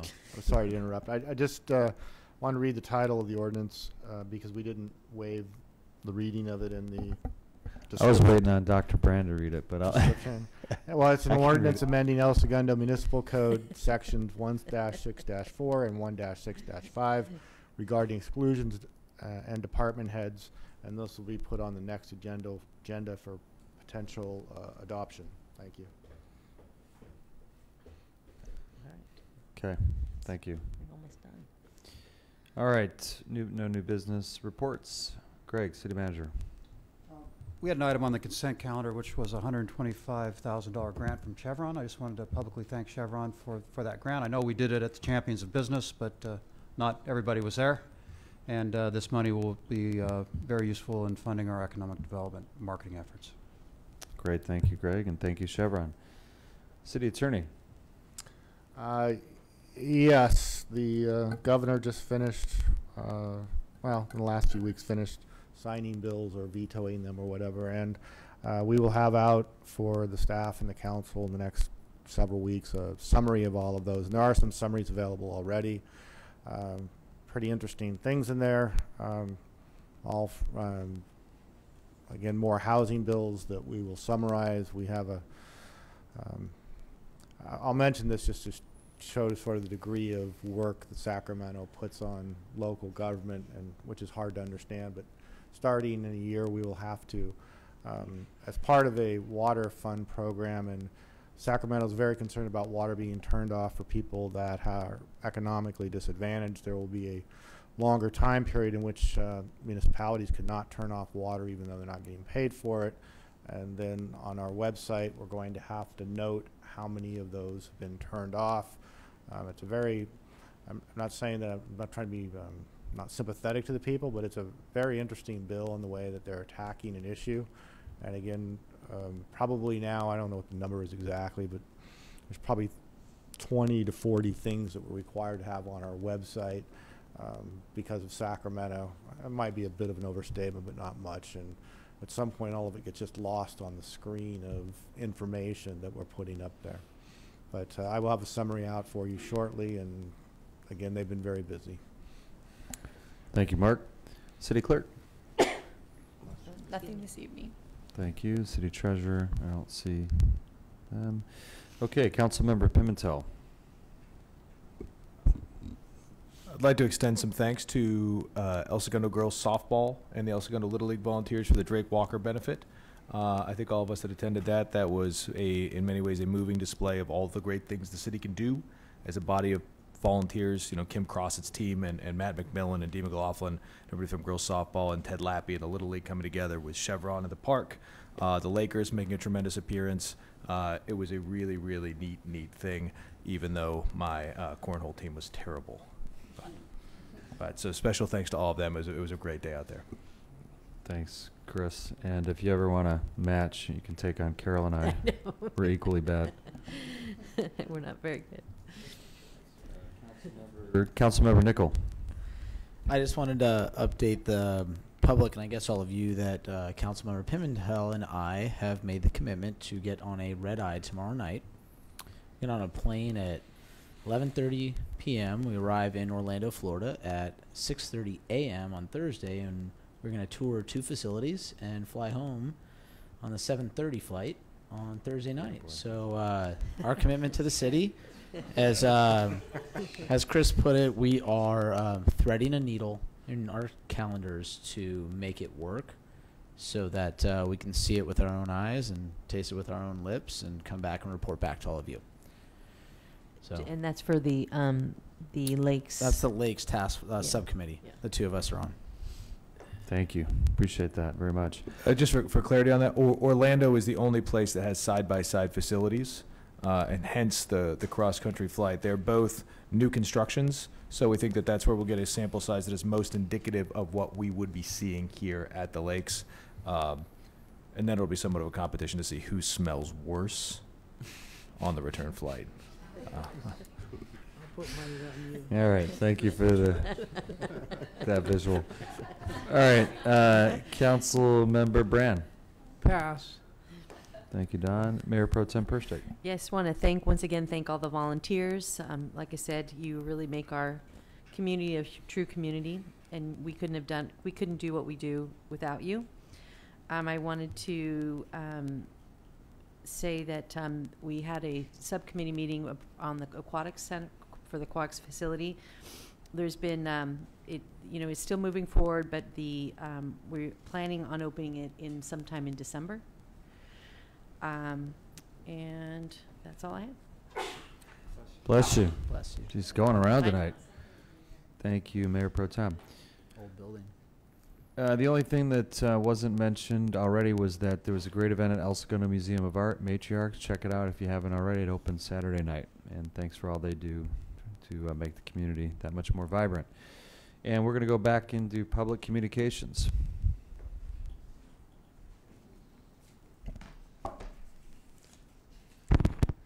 Hello, Mike Robbins. You all know me. 35-year El Segundo resident and a 30-year El Segundo homeowner and a former El Segundo City Councilman. I want to talk a bit more on the protest ballot process that's ongoing now for the new trash collection fee. And I'd like to ask the City Council to have put up on the city website in a prominent location the phone number for the city's consultant that's handling those ballots, because that's the phone number that people will have to call ultimately to get a replacement ballot if they do not have one. And as I mentioned earlier, it would, according to the consultant, it will take 10 business days in the worst case to get a ballot sent to someone, and the deadline to turn them into the city clerk's office is coming up soon. So also, if people are watching this meeting and they don't have their ballot, which is where the phone number to call to get a replacement ballot happens to reside, then they should call either the city clerk's office in El Segundo, or they can call Jasmine Allen at 310-524-2365 and ask for the phone number for the city's Proposition 218 protest ballot consultant. Then call that phone number and ask for a replacement protest ballot and get that completed and turned in as soon as possible. This water rate increase, we've already had lots of those. This new trash fee comes at a time when there's a lot of other tax increases on the ballot. There's only one tax reduction. You almost never see a tax reduction on the ballot. There is one, actually. That's Proposition 6, which, although it was very dishonestly worded in the ballot title and summary by our state attorney general, who's very biased, that is actually going to repeal the recently enacted gasoline tax increase. So it just puts us back where we were. But other than that, there's a whole bunch of tax increases on the ballot. There's the school bond measure, ballot measure ES, which when you add in the interest and the commission, sales commissions for those bonds, it'll probably be about 1/5 of $1 billion, about $200 million. Usually it's double the total cost with interest and sales commissions. So the bonds is typically about double what the what the original indebted amount is that's being borrowed.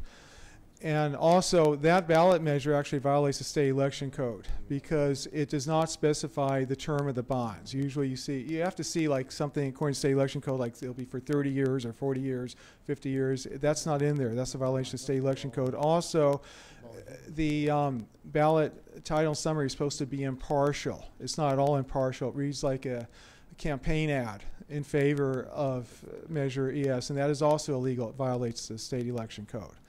So there's a bunch of other bond measures and tax items. A bond measure is a tax line, basically. It raises our taxes. And renters pay increase in property taxes because that's the cost of doing business the landlord has to pass on to stay in business. Okay, anyway, so I wanted to mention a few other things. There's a very important website. It's called transparentcalifornia.com. Some of you actually are familiar with it. And they've done a wonderful job doing much more than I have, because I did public records requests for El Segundo over a number of years to get the city employee salaries and pension contributions and all the other different ways they get compensated in detail, and added up, and was shocked with the results. I helped spread that around town, quite literally, in terms of flyers on people's doorsteps or doorknobs. But anyway, Transparent California does that statewide. So they have the salaries and compensation as well as the pension amounts that we're paying out to retired public employees for cities and counties and state government employees, for the University of California, for all the colleges, universities, for the school districts. You can look up the El Segundo Unified School District there and see what we're paying the teachers and administrators. And it's just totally shocking. So just for example, I was just looking at it on my cell phone while I was sitting here during the meeting. And it turns out in El Segundo, we have one employee, police lieutenant, that had total pay and benefits last year. So in 2017, of $413,000. We had another 15 police and firefighter employees that were compensated, had total pay and benefits between $302,000 and $388,000 for that year. After that, we had yet another 15 police and firefighter employees who had total pay and benefits ranging from $275,000 to $299,000 last year. I looked up Kevin Ream, who used to be an El Segundo fire captain. So you have firefighter, next level up fire engineer, third level up fire captain, and then above that battalion chief, then fire chief, just to give people an idea where fire captain resides. And it turns out that Kevin Ream was also president of the fire union, and he got $188,000 in his pension last year. We paid for it. We're still paying for it. We're going to pay for it as long as he's alive.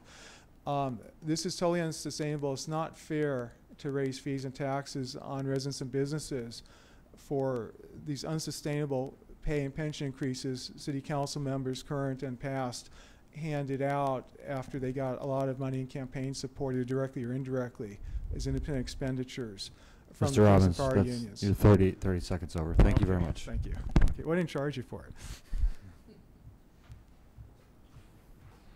All right. Any other public communications? That we are closing. We are not going back into closed session for a change. You could have had 8:59.